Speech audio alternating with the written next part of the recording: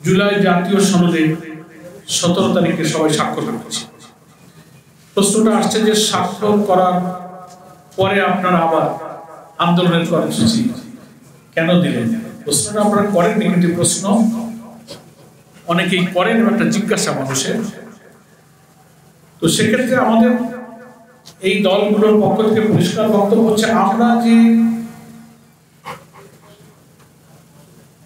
জুলাই সনদে স্বাক্ষর করেছি, এটা জুলাই চার্টারের যে সমস্ত সংস্কারমূলক প্রস্তাবে আমরা সবাই একমত হয়েছি, স্বাক্ষরের মধ্য দিয়ে সেই সংস্কার প্রস্তাবের ব্যাপারে আমাদের একমত প্রকাশ করেছি।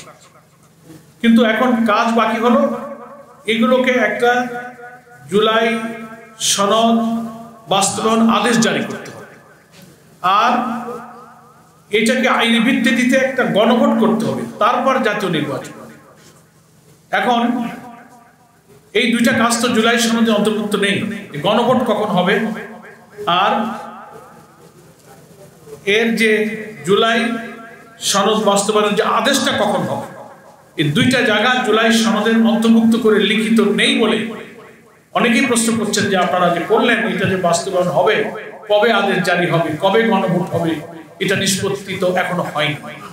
এই প্রশ্নের জবাবে আমি এই কথাটা বলা আজকের সম্মেলনের সাথে সম্পূরক মনে করছি যে ঐক্যমত্য কমিশনের প্রধান এবং সরকারের প্রধান ওনারা প্রতিশ্রুতি দিয়েছেন, ঐক্যমত্য কমিশনে একমত হয়েছে যে এই দুইটা প্রশ্নে যে আমরা এই সংস্কার প্রস্তাবগুলোকে সন্নিবেশিত করে অবিলম্বে জুলাই সনদ বাস্তবায়ন আদেশ জারি করে।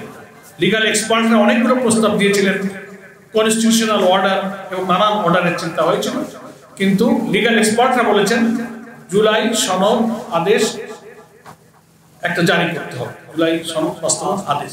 এটি অপেক্ষাকৃত আইনের দিক থেকে পাওয়ারফুল, সেটা যেন অবিলম্বে করা হয়, যেটা আজকের বক্তব্যে বলা হয়েছে যে এটা অবিলম্বে বাস্তবায়ন করতে হবে এবং নভেম্বরের মধ্যে গণভোট দিয়ে এটা আইনি ভিত্তি দিতে হবে, তারপর জাতীয় নির্বাচন।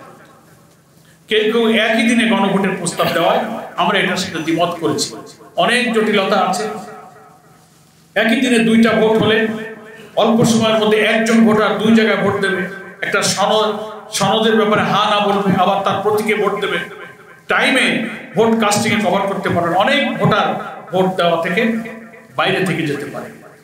দ্বিতীয় প্রবলেম হতে পারে যে বাংলাদেশে কেয়ারটেকার হোক আর যতই সুষ্ঠু পরিবেশে নির্বাচনের চেষ্টা করা হোক, ইতিহাস বলে যে একটা বড় নির্বাচনে কোনো কোনো ভোট কেন্দ্রে ছোটখাটো কিছু দুর্ঘটনা, সহিংসতা, হানাহানি, মারামারি, আহত, দু চারটা কেন্দ্রে ভোট বন্ধের ঘটনা কিন্তু ঘটেছে সব নির্বাচনে।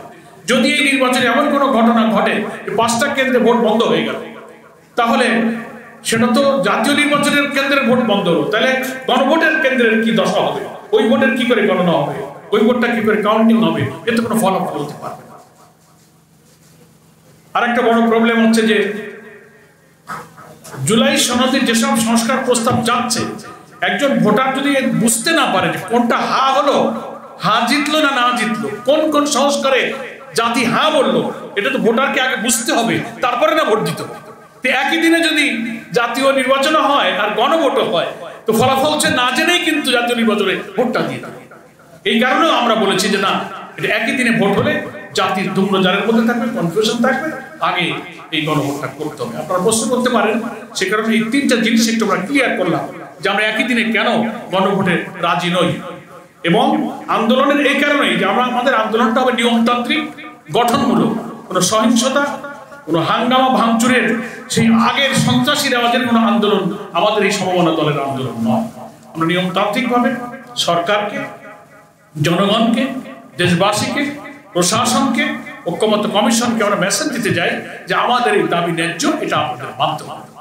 একটা হচ্ছে আদেশ দ্রুত জারি করুন, গণভোটের ব্যবস্থা করুন নভেম্বরে, এটাই আমাদের দাবি। তাহলে আমরা জাতীয় নির্বাচনে ইনশাল্লাহ সুষ্ঠু নিরপেক্ষভাবে অংশগ্রহণ করতে পারব। এটা এই সাংবাদিক সম্মেলনের বক্তব্যের সাথে একটু সম্পূরক কথা, যাতে অনেক প্রশ্ন হয়তো কমে যেতে পারে। ধন্যবাদ।